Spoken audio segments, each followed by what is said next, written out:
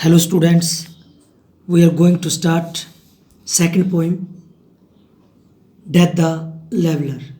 जो मौत है वो लेवल रखती है, जो मौत है वो संतुलन बना कर रखती है।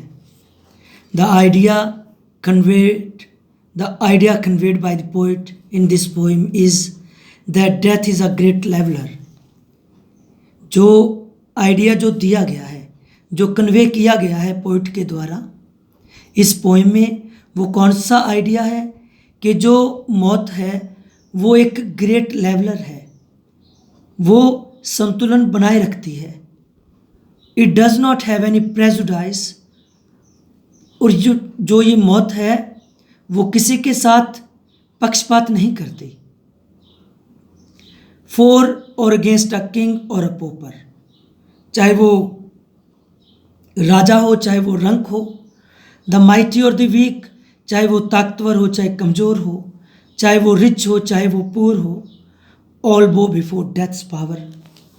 हमें सबको झुकना पड़ता है मौत के सामने। एवरीवन हैज़ टू यील्ड, हर एक आदमी को यील्ड हार माननी पड़ती है मौत के आगे, और अपने आप को सबमिट करना पड़ता है, समर्पित करना ही पड़ता है before the might of death, मौत जैसी ताकत के सामने।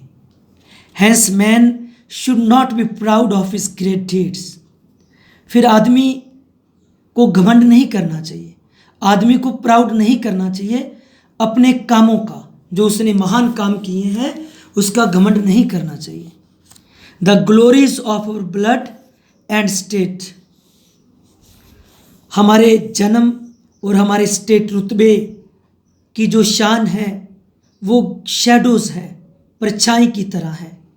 नॉट सब्सटेंशियल थिंग्स, ये सदा रहने वाली चीज़ें नहीं हैं। There is no armour against fate, fate किस्मत में जो लिखा है वो होगा, means there is no armour, कोई कवच नहीं है जो हमें किस्मत से बचा सके। Death lays his icy hand on kings, death तो राजाओं को भी आ जाती है, मौत अपना हाथ राजाओं पर भी रख देती है, उनको भी मौत आ जाती है, वो भी मौत से बच नहीं सकते जो किंग्स हैं। सेप्टर एंड क्राउन, राज सत्ता हो चाहे राजा हो, मस्ट टम्बल डाउन, हर एक को टम्बल डाउन होना पड़ेगा, नीचे गिरना पड़ेगा और मिट्टी में मिलना पड़ेगा। And in the dust be equal made, जब जो सेप्टर, जो चाहे वो राज सत्ता वाला हो चाहे वो राजा हो, जब उसे मौत आएगी तो वो मिट्टी में मिलेगा, तो फिर वो किसके इक्वल होगा? With the poor crooked scythe and spade, उस गरीब आदमी के जिसके हाथ में साइथ है। Scythe means a tool used for cutting crops. एक व्यक्ति जो गरीब है, जो झुका हुआ है अपनी साइथ और अपने फावड़े के साथ, जैसे उसको मौत आ जाती है वैसे ही राजा को आ जाती है, और सबको किस में मिलना पड़ेगा? मिट्टी में। और ये सभी इक्वल है, जो मौत है वो इक्वलिटी कायम रखती है, सभी को बराबर रखती है। Some men with swords may reap the field, कुछ आदमी, कुछ लोग तलवार के दम पर रीप द फील्ड, मैदान जीत लेते हैं, युद्ध जीत लेते हैं। एंड प्लांट फ्रेश लॉरल, और वो लॉरल हासिल करते हैं, तोहफे हासिल करते हैं जब वो एक दूसरे को मारते हैं, where they kill. But their strong nerves, लेकिन उनके ताकतवर बॉडीज को, ताकतवर शरीरों को भी एट लास्ट अंत में यील्ड हार माननी पड़ेगी। दे टेम, वो एक दूसरे को हरा सकते हैं, वो एक दूसरे को हरा सकते हैं, बट वन अदर स्टिल, लेकिन मौत को नहीं। अर्ली और लेट, आज नहीं तो कल। दे स्टूप टू फेट, उन्हें झुकना पड़ेगा किस्मत के आगे।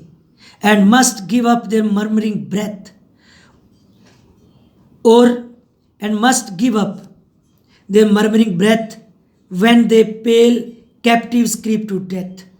जब वो पीले पड़ जाते हैं कैदियों की तरह, फिर वो मौत की तरफ जाते हैं, क्रीप टू डेथ, और फिर वो धीरे धीरे अपने श्वास छोड़ते हैं, मीन्स उनको भी मौत आ जाती है.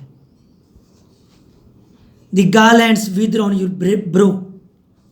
गार्लैंड, जो जीत आपने हासिल की है वो भी मुरझा जाएगी. जो गार्लैंड्स, जो हार हैं, जो जीत के हार हैं, वो भी मुरझा जाएंगे. जो आपके ब्रो पर, जो आपके मस्तक पर शोभा दे रहे हैं, वो भी विदर हो जाएंगे, मुरझा जाएंगे. Then boast no more your mighty deeds. फिर अपने शक्तिशाली कामों की शेखी मत मारो, घमंड मत करो कि मैंने ये किया, मैंने वो किया. शक्तिशाली कामों का घमंड मत करो. Upon deaths purple Alt now see. और जो मौत की जो पर्पल रंग की जो एल्ट है, जो वेदी है, Alt means a type of table used in religious ceremonies. एक किस्म का टेबल होता है जो यूज़ किया जाता है रिलीजियस सेरेमनीज के लिए. तो upon deaths purple Alt now, जो मौत की जो पर्पल रंग की जो वेदी है, देखो उसमें चाहे विक्टर है, चाहे विक्टिम है, चाहे जीतने वाला है, चाहे हारने वाला है, वो भी खून से लथपथ है. उनको भी मौत आ गई है, चाहे वो जीता हो, चाहे वो हारा हो. Your heads must come to the cold tomb. सभी को मरना होगा. योर हेड्स, जो आपके सिर हैं, उन्हें जाना पड़ेगा कब्र में. जो मौत है वो किसी को नहीं बख्शती, सभी को आएगी. Only the actions of the just. तो फिर जो आपके अच्छे काम हैं, smell sweet and blossom in their dust, वो ही महकेंगे. जो आपके अच्छे काम हैं, मरने के बाद उन्हें ही याद रखा जाएगा. थैंक्स.